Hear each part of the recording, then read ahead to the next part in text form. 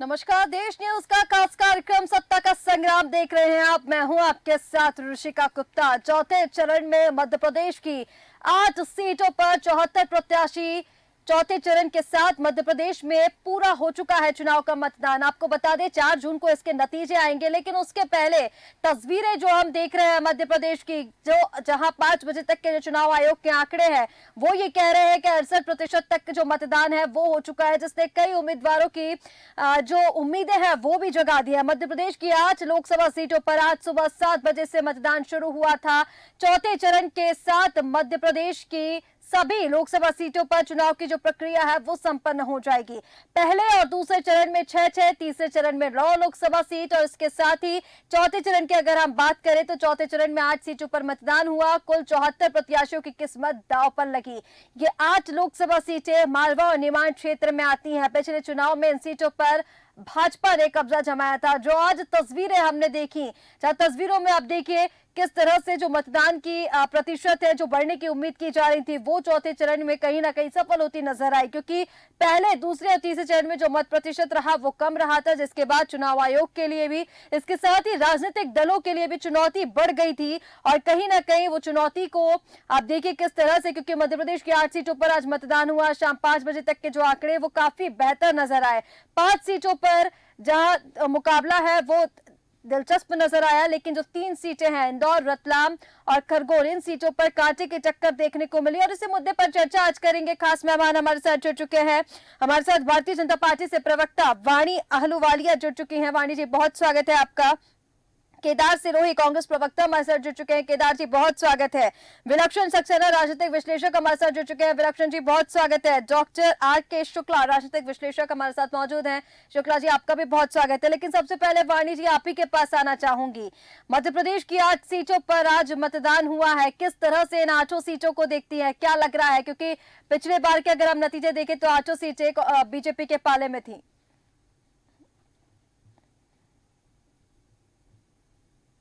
और जनता में से जो जो मतदान करने गए, जिन्होंने अपने राष्ट्रीय धर्म को निभाया, मैं उनको हृदय से उनका साधुवाद करती हूँ। ये एक ऐसा कार्य है जिसमें इस इतने बड़े यज्ञ में हम सबको अपनी आहुति देनी चाहिए। 8 सीट में मैं तो बहुत कॉन्फिडेंस के साथ कहती हूँ कि 8 जगह कमल खिलने वाला है। हम अपना जो वादा है, जो हमने घोषणा की है, पूरे सीटों की 29 सीट्स पर हम अपना विजय प्राप्त करेंगे। हम सब जगह कमल खिलेगा। 4 जून की वेट करिए। अच्छा, 4 जून को नतीजों का इंतजार तो सभी को है वाणी जी, लेकिन जो 8 सीटें, देखिए मैंने पहले भी कहा 3 सीटें ऐसी जहां पर कांटे की टक्कर, दिलचस्प जो मुकाबला है वो देख सकते हैं। इंदौर की अगर हम बात करें तो इंदौर में जिस तरह से स्थितियां, हमने परिस्थितियां बनते हुए देखी हैं, अभी वहां पर नोटा का डर, नोटा की जिस तरह से विपक्ष ने बात की है, मुद्दा कहीं ना कहीं बदलता हुआ वहां पर इंदौर में नजर आया है। खरगोन की अगर हम बात करें तो प्रधानमंत्री की सभाओं के बाद से आदिवासी वर्ग को जो साधने की कवायद तेज हुई है, क्योंकि हमने देखा है, अधिकतर देखा है, ये कहा भी गया है कि जो आदिवासी वोट बैंक है वो कांग्रेस के साथ ज्यादा नजर आता था। इस बार वहां भी जो तैयारियां है वो देखी गई, किस तरह से तैयारियां तेज की गई। क्या लगता है इन सीटों को लेकर, क्या कहेंगी? आपके प्रश्नों का उत्तर दूंगी। पहले मैं इंदौर की बात करती हूँ। तो इंदौर में जो भी घटनाक्रम हुआ वो हम सब जानते हैं कि कांग्रेस प्रत्याशी, इस व्यक्ति को एक ऑल्टरनेटिव मोड में टिकट दी गई जब 3 प्रत्याशियों ने मना किया। फिर इनको कुछ परेशानी अंदरूनी थी जिसमें इनका समन्वय नहीं बैठ रहा था कार्यकर्ताओं के साथ। ये प्रचार प्रसार में इनको सहयोग नहीं मिल रहा था। निराश, हताश और मायूस होके इन्होंने शायद हमारा दरवाजा खटखटाया और वहां से सहायता मिली। अब बात होती है कांग्रेस की जो मानसिकता है, उन्होंने एक नकारात्मक राजनीतिक ऑपरेंडी को अपनाया। नोटा एक ऐसा प्रावधान है जो एक नकारात्मक परिस्थिति में ही उपयोग किया जाता है, एक राजनीतिक विकल्प नहीं है। तो नोटा के ऊपर शायद ही किसी देश में यदि किसी का ऐसा कुछ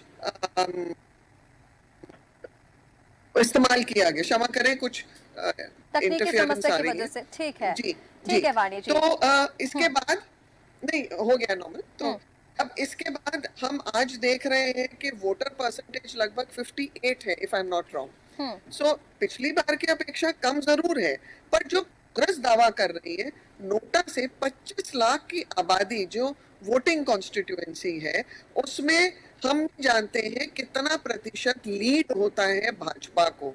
तो भाजपा को कितना फर्क पड़ेगा? भाजपा के वोटर्स बिल्कुल हमारे साथ ही लगे हुए हैं। जहां कांग्रेस के कटते हैं, कांग्रेस के इसलिए कटते हैं, रीति नीति नियत कुछ नहीं दिखती, आपसी मतभेद दिखते हैं, और नेचुरली फिर इनके वोटर्स इसलिए भी कटते हैं कि कांग्रेस इतनी वीक है तो वोट करके क्या करें। तो इसलिए इनका ये विकल्प था। अब आपका जो दूसरा प्रश्न था जनजातीय क्षेत्र का, तो पहले हम पूरे देश का आंकलन करते हैं। शेड्यूल कास्ट की, जो शेड्यूल ट्राइब की जो सीट्स हैं ऑल ओवर इंडिया, 2014, 2019 और 2024, आप लगातार उसका आंकलन करिए। बहुत वरिष्ठ पत्रकार हैं और पॉलिटिकल एनालिस्ट हैं हमारे साथ इस मंच पे, तो वो भी मेरे साथ सहमत होंगे कि भाजपा का जो इसका वोट प्रतिशत है, दोनों पिछले चुनावों में बढ़ा है।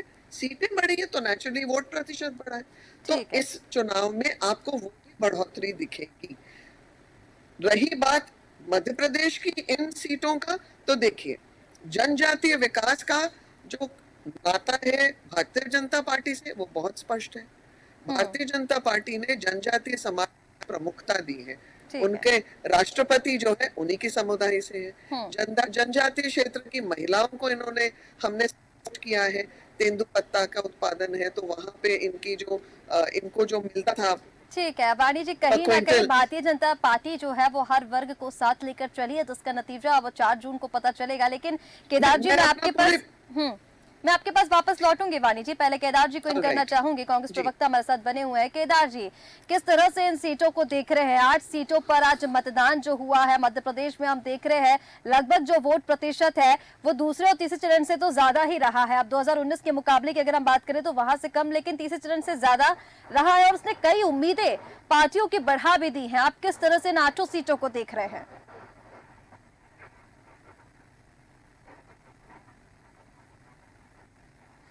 केदार जी, आपकी आवाज नहीं मिल पा रही है, शायद आपकी ऑडियो म्यूट है। भी म्यूट नहीं है सर। बोलिए, अब आपकी आवाज आ रही है केदार जी। देखिए, जैसे जैसे चरण बढ़ता गया, लोगों में जो है वोट डालने का उत्साह बढ़ता गया, तो मालवा और निमाड़ जो क्षेत्र है वो हमेशा बढ़ चढ़ के हिस्सा लेकर रहा है। और इस बार हमारे लिए यहाँ पर बहुत ज्यादा उम्मीद है। हम लोग बड़ी मजबूती के साथ में फाइट कर रहे हैं। देखिए, इस बार का लोगों ने चुनाव लड़ा, वो बहुत ही अच्छे से हमने क्लासिफाई किया था। हमारा वर्किंग पेपर, हमारे जो कैंडिडेट है वो भारतीय जनता पार्टी के कैंडिडेट से बहुत ज्यादा अच्छे दिए हुए। किसी भी एंगल से आप उनका तुलना कर लें। हमारे यहाँ चुनाव जो हमने लड़ा वो हमारा खुद का कैंडिडेट का अपना एक वजूद है। भारतीय जनता पार्टी में हर कैंडिडेट ने अपने आगे एक मास्क लगा रखा जिसका ऊपर पीएम मोदी है, और पीएम मोदी के ऊपर भगवान राम का लगा रखा। तो वोटर समझ चुका है कि हमें काम किनसे, हमें काम है हमारे लोकल प्रतिनिधि के साथ में हमको जुड़ना है, लोकल समस्याओं को लेकर। तो पहला हम लोग यहाँ पर आगे बढ़े। दूसरी बात जो हमारी रही है, हमारा जो मैनिफेस्टो है, भाजपा के प्रवक्ता आते हैं, बड़ी अच्छी अच्छी बातें करते हैं, लंबी चौड़ी बात भी कर जाते हैं, शायद 2047 की भी बात करने लग जाते हैं। वो मोदी की गारंटी क्या वो अभी तक नहीं पता।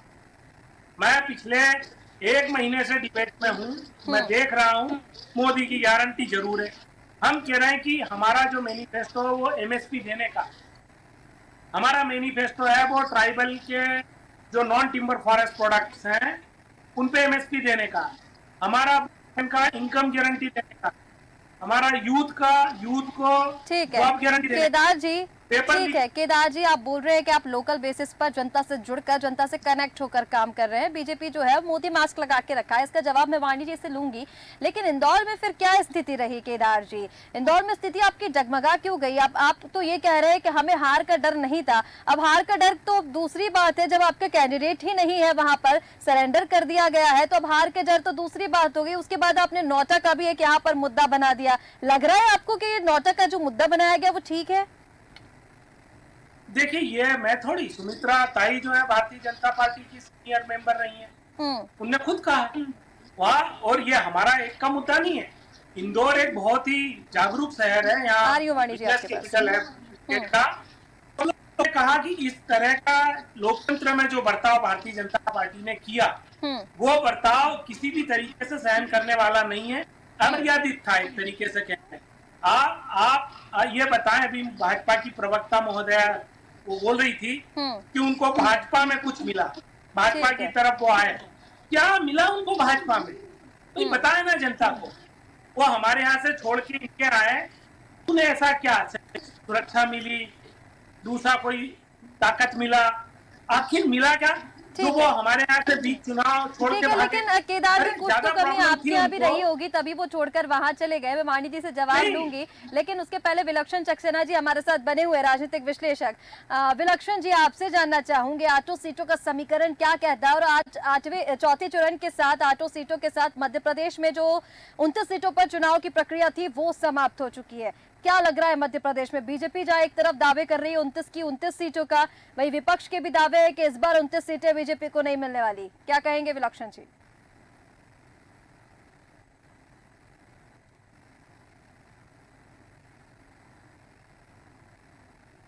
विलक्षण जी, आप मुझे सुन पा रहे हैं?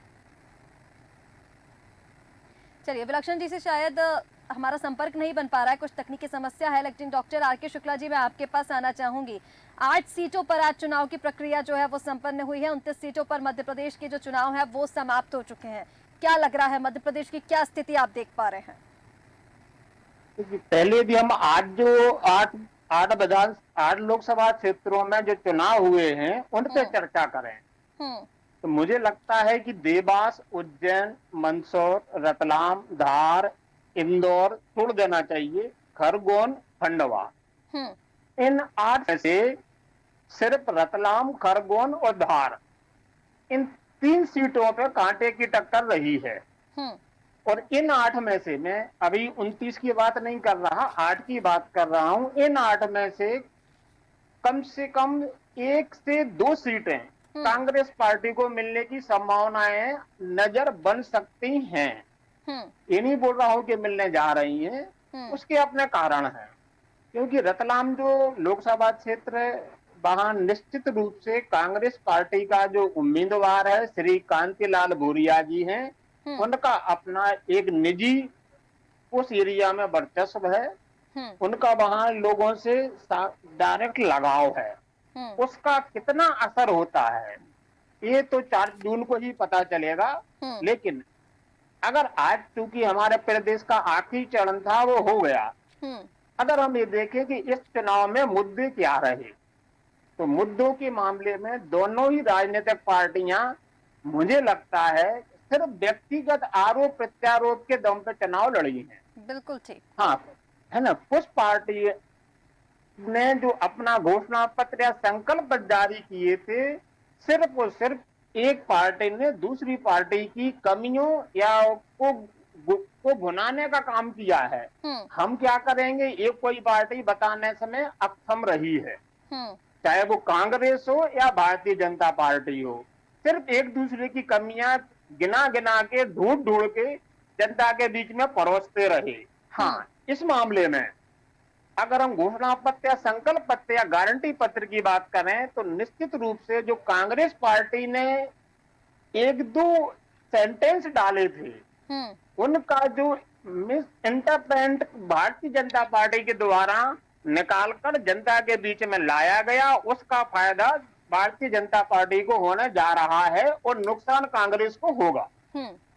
ठीक है, कहीं ना कहीं शुक्ला जी, जिस तरह से अब हम, क्योंकि ठीक कहा आपने मुद्दों की, क्योंकि हम बात कर रहे हैं और लगातार जो मुद्दे हैं वो शिफ्ट होते हुए हमने देखे। कुछ ऐसे मुद्दे जो मंगलसूत्र, विरासत, टैक्स, आरक्षण को लेकर, जिनके पहले चरण से पहले कोई चर्चा भी नहीं थी, जो सरप्राइज एंट्री उनकी हुई है, मुद्दे शिफ्ट होते गए और चौथा चरण आज इन्हीं मुद्दों पर संपन्न हुआ है। लेकिन जिस तरह से मध्य प्रदेश के 29 लोकसभा सीटों पर चुनाव काफी दिलचस्प हमने देखा, आम मुद्दे साइडलाइन करके जो बयानबाजी पर चुनाव देखे हैं वो काफी दिलचस्प। लेकिन वाणी जी, आप आपसे जवाब लेना चाहूंगी इसी का।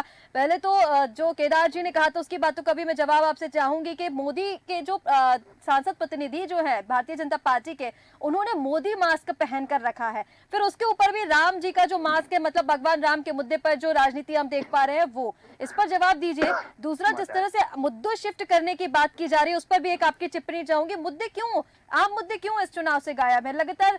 मतलब भगवान राम के नाम पर कब तक वोट मांगिए ना, वाणी जी? सबसे पहले भाई साहब ने कहा, केदार जी ने, कि कांग्रेस कार्यकर्ताओं का अपना वजूद है। तो अगर अपना वजूद था तो इंदौर के प्रत्याशी को जो अपने वजूद पे इन्होंने टिकट दी थी ना, क्या डब्बा गोल हुआ वहां पे। उसके बाद मैनिफेस्टो की बात करती हूँ। अब मैनिफेस्टो में इन्होंने कुछ ऐसे चीजें डाली है, 370 वापस लेंगे, पर्सनल लॉ के ऊपर भी टिप्पणी है। पर्सनल लॉ पे अगर ये देश में संचालन करेंगे, मैं क्यों उसके अधीन आऊं? तो मतलब अगर कोई रेप विक्टिम है तो ये क्या उसको पेल्टिंग से उसको दंड देंगे, पत्थर मार के, जैसे अरब के देशों में होता है, चोर के हाथ काटेंगे? ये गलत बातें हैं। इंदौर में जो इनके कार्यकर्ता है ना, ये उसका कोई भी तुलना नहीं कर सकते, कोई भी राष्ट्रीय स्तर पर भी तुलना नहीं कर सकते। इनके पास कोई राष्ट्र में ऐसा प्रमुख चेहरा नहीं है। अगर ये डरते हैं तो यही तो डरते हैं कि मोदी बनाम राहुल गांधी। राहुल गांधी एक चेहरा है ही नहीं जो मोदी जी। लेकिन इंदौर की आप जो बात कर रही हैं वाणी जी, इस दल बदल की जरूरत क्या थी? विपक्ष तो यही सवाल उठा रहा है, क्योंकि पहली बार भाजपा को इससे नुकसान होने का डर तो सता ही रहा था, इसी वजह से ये जो दल बदल है वो देखा गया इंदौर में। नहीं, दल बदल हमने नहीं किया है। आप ऋषिका जी, अगर आपके घर पे कोई घंटी बजा के आएगा, बोलेगा मुझे अंदर थोड़ा बिठा दीजिए, क्या आप बिठाएंगे? नहीं। तो थोड़ा आपने बैठाया है उनको। व्यक्ति राष्ट्र निर्माण की ओर अपना समर्पण कैसे देता है, उसका व्यक्तिगत निर्माण कैसे होता है, समय बताएगा। और शुक्ला जी एक बहुत वरिष्ठ एनालिस्ट हैं, मैं उनके ध्यान में लाना चाहती हूँ कि 2014 में कांतिलाल भूरिया जी को मात्र 41% वोट मार्जिन मिला था, और 2019 में वो 43% था, जबकि हमारे प्रत्याशी को दोनों बार उससे ज्यादा है। तो इस बार भी भारतीय जनता पार्टी का अंतर और बढ़ेगा। अंतर हमारा कहीं भी, किसी भी चुनाव में, चाहे वो लोकसभा हो चाहे विधानसभा हो, हमारा अंतर कम नहीं हुआ है। ठीक है। 6% से अब 20% का अंतर है। क्या ये 6 दिनों में वो 20% का वोट मार्जिन का अंतर कांग्रेस पार कर लेगी? काल्पनिक है ये। ठीक है वाणी जी।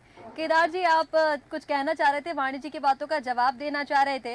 दूसरा, वो मुद्दों को लेकर, क्योंकि शुक्ला जी ने जिस तरह से सवाल उठाया, देखिए कांग्रेस से मैं मुद्दों की बात करना चाह रही हूँ। मैं आपके पास वाणी जी वापस आऊंगी, एक टिप्पणी केदार जी से ले लेते हैं, क्योंकि देखिए कांग्रेस से इसलिए सवाल करना लाजमी है। पहले हमने जब देखा बीजेपी का मैनिफेस्टो जैसे ही आया, कांग्रेस के कार्यकर्ता जो है, राहुल गांधी से लेकर निचले स्तर तक के जो कार्यकर्ता है, वो ये कह रहे थे कि प्रधानमंत्री नरेंद्र मोदी के जो बीजेपी का जो मैनिफेस्टो है, इसमें बेरोजगार, महंगाई को लेकर कुछ नहीं है, और सीधे तौर पर मंच से पीएम मोदी कुछ नहीं कह रहे हैं इस पर। फिर उसके बाद आप जिस तरह की बयानबाजी हमने देखी आपके नेताओं की तरफ से, कभी आरक्षण को लेकर, कभी भारत की अस्मिता को लेकर, तमाम जो आरोप लगाए गए, कैसे इसको देखे आप? मुद्दे क्यों इससे साइडलाइन कर दिए गए केदार जी? देखिए, कोई मुद्दे साइडलाइन नहीं किए हैं, और मैं ये व्हाट्सएप यूनिवर्सिटी और गलगोटिया यूनिवर्सिटी के जो क्वेश्चन आंसर है ना, इस पर बिल्कुल भी मैं इंटरेस्ट लेता हूँ। सवाल ये है, अगर इनको ज्यादा ही पीएम के चेहरे पे विश्वास है, उनके विजन पे, तो वो जो पूर्व जस्टिस हैं सुप्रीम कोर्ट के, उन लोगों ने ओपन डिबेट रखी है, आ जाइए, पता लग जाएगा। सवाल ये है बहन, बातें बड़ी बड़ी की गई है, इस पूरी डिबेट में आप फिर चर्चा कर लीजिए, कौन सी गारंटी की बात की गई मोदी? आप वही हिंदू, वही मुस्लिम, वही राम मंदिर, वही 370 राजनीति तो आप ही लोग करते हैं। सिर्फ झूठ बोलने के अलावा, मैं कह रहा हूँ ना, ये व्हाट्सएप यूनिवर्सिटी जो पूरी आइडेंटिफाई हुई है, मुझे एक बड़ी आश्चर्य लगता है कि पढ़े लिखे लोग व्हाट्सएप यूनिवर्सिटी और गलगोटिया यूनिवर्सिटी की चपेट में आ रहे हैं। अरे इससे अच्छे तो हमारे गांव के पूर्वज थे, तो बेचारे कम से कम फेंकते तो समझते थे, गांव में बेरोजगारी है, मतलब है, मोहल्ले में बेरोजगारी है, मतलब है। लेकिन आम मुद्दों से क्यों अटके केदार जी? आपसे भी तो मैंने सवाल किया ना, आम मुद्दों की बात तो कांग्रेस भी नहीं कर रही है, विपक्षी भी आम मुद्दों की बात कर रहे हैं। मुद्दों पे ही चुनाव लड़ा हमने। अरे आप तो मुद्दे दे रहे हैं, आरक्षण को लेकर, हिंदू मुस्लिम को लेकर, अल्पसंख्यकों को लेकर, वोट जिहाद को लेकर, ये मुद्दे आप खुद दे रहे हैं ना बीजेपी को, तो फिर इन मुद्दों पर तो होगा चुनाव। ये आप ही की तरफ से बयान है ना। बात करना, सोशल जस्टिस की बात करना कोई पाप है क्या? सोशल जस्टिस के अंदर अधिकार देना पाप है क्या? ऋषिका जी, सोशल जस्टिस के अंतर्गत महिला के सोशल जस्टिस भी आता है, और जो व्यक्ति तो जो चैनल है देश में एक मातृशक्ति के सामने के बोल सकते हैं कि पढ़े लिखे बेवकूफ है, तो वो आप सोचिए मातृशक्ति का कितना आम कर रहा है। ठीक है, और मैं आपको चेतावनी दे रही हूँ, मेरे जैसी महिला सशक्त और पढ़ी लिखी, जो मैं गर्व करती हूँ, आ रही हूँ वाणी जी। केदार जी सुन लीजिए, पहले केदार जी सवाल सुन लीजिए आप। मैंने आपसे पूछा आम मुद्दों से कांग्रेस क्यों हट गई। मैंने आपसे कहा कि ये जो मुद्दों की बात आप कर रहे हैं, जिस पर आप कह रहे हैं कि बीजेपी ने मुद्दे दिए, ये मुद्दे आप ही की तरफ से दिए हैं ना। आप ही के पार्टी के नेता बयान दे देते हैं, कभी सैम पेत्रोदा जी कुछ बोल देते, कभी मणिशंकर अय्यर बोल देते। आप ही की पार्टी की राधिका खेड़ा ने आरोप लगाया था ना। आप ब्रजभूषण पे प्रश्न क्यों नहीं पूछ रही है? इनके जो पार्टी के जो सह संपादक थे राज्यसभा सांसद, उन्होंने नाइजीरियन का, उस पर आप प्रश्न नहीं पूछ रहे। आप इनके विदेश मंत्री जो है वो कहते हैं कि चीन की अर्थव्यवस्था बढ़ी, उसकी तरफ देखना नहीं है। मुद्दे तो इनके यहाँ बहन देखिए, हाईलाइट हमारे मुद्दों को किया गया। भारतीय जनता पार्टी के पास कोई काम है नहीं। 10 साल में गिनाया है क्या? आप मोदी जी के भाषण देख लीजिए। ठीक है, आपने 50 साल में क्या जवाब दे दीजिए। ठीक है केदार, आपने मेरे को ये बताइए केदार जी, 50 वर्षों तक आपकी सरकार थी, 50 वर्षों तक आप लोगों ने किया क्या? बेरोजगारी आप बोलते हैं, तो इंदिरा गांधी ने नारा दिया था गरीबी हटाओ, जो उन्होंने 95% टैक्सेशन किया, तो डिवाइड जो पुअर और रिच के बीच में है वो और बढ़ गया। वो क्यों नहीं हुआ? आपने आधुनिकीकरण क्यों नहीं किया इस देश का? आपके रहते हुए यहाँ पे हमें डिफेंस में क्यों आधुनिकीकरण नहीं हुआ? आपके रहते हुए फॉरेस्ट क्यों नहीं बढ़ा? हमारे यहाँ पे हम क्यों जाते हैं बाहर? आप ही की बातों का जवाब दे रही है वो। क्या नहीं किया? मेरे को ये बताइए ना, यूनिवर्सिटी के हिसाब से तो हमने कुछ भी नहीं किया। यूनिवर्सिटी के हिसाब से आप अपमान करना बंद कर दीजिए महिला का। मैं एक बहुत पढ़ी लिखी और सशक्त महिला हूँ। अरे आपको चेतावनी दे रही हूँ, आप मेरे अपमान करना बंद कर दीजिए। कोई व्हाट्सएप यूनिवर्सिटी नहीं है। पढ़ना है, आप बहुत पढ़ी लिखी हैं, तो हम भी कोई अनपढ़ जवाब दे रही है वो। ठीक है केदार जी, सुन लीजिए आप थोड़ा, बोलिए वाणी जी। हमने 50 वर्ष आपने शासन किया, कांग्रेस शासन था, इंदिरा गांधी का नारा था गरीबी हटाओ, 95% टैक्स किया, क्यों नहीं हटा? आप बात कर रहे हो संविधान को तोड़ने की, 100 बार आपने उसका संशोधन किया, क्यों किया? जब आपने कोटा का कानून हटाया था, सब जगह विस्फोट हुए थे, हजारों लाखों की संख्या में लोग मरे थे। जब इंदिरा गांधी का देहांत हुआ, आपने वेल्थ टैक्स वाला वो एक अधिनियम वापस लिया, क्योंकि प्रॉपर्टी ट्रांसफर होनी थी। क्यों किया आपने? आपके नेता बाहर बैठ के यहाँ पर क्या पपेट शो चला रहे हैं? क्यों यहाँ पे अपने आपके नेता दे रहे हैं टिप्पणियां जो गैर राष्ट्रवादी है? मैं जवाब दूंगा इनका, मुझे जवाब देना पड़ेगा। जल्दी केदार जी, जल्दी से टिप्पणी दीजिए। देखिए, इनके लोग धोखाधड़ी देश के साथ कर रहे हैं, 2 उद्योगपति को पाल रहे हैं, जो उसमें बोलिए ना। अरे बोलो, मैं तो जवाब आप बताइए, जवाब दूंगा। टैक्स कितना है? ठीक है केदार जी, शुक्ला जी भी हमारे साथ जुड़े हुए हैं।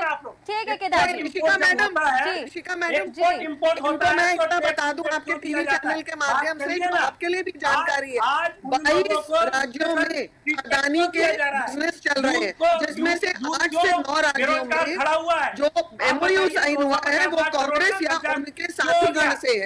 गड़बड़ अलायंस, जो गड़बड़ अलायंस है, उसमें उनके सारे साथियों के ऊपर कई कानूनी केस चल रहे हैं। यहाँ तक राहुल गांधी और सोनिया गांधी भी बेल पे है। ठीक है वाणी जी, शांत हो जाइए। ठीक है केदार जी। शुक्ला जी, मैं आपके पास आना चाहूंगी। अब मुद्दों को लेकर जो बहस छिड़ी है वो आप खुद ही सुन रहे हैं। मुद्दों को लेकर ही देखिए अब लगातार हम बात कर रहे हैं, क्योंकि जो सरप्राइज एंट्री मुद्दों की हुई है, कहीं ना कहीं आम चुनाव से ये जो आम मुद्दों से ये जो चुनाव है वो भटकता हुआ हमने देखा। कहीं ना कहीं हम देख रहे हैं जो विपक्ष ने जो मुद्दे दिए हैं, बीजेपी ने उन मुद्दों को हटाया है और इस वजह से जो आम मुद्दे हैं वो हट गए हैं। किस तरह से आप देखते हैं, क्योंकि मध्य प्रदेश के तो अब 29 सीटों पर मतदान हो चुके हैं सर, और इन्हीं मुद्दों पर हुए हैं, आम मुद्दे तो थे ही नहीं।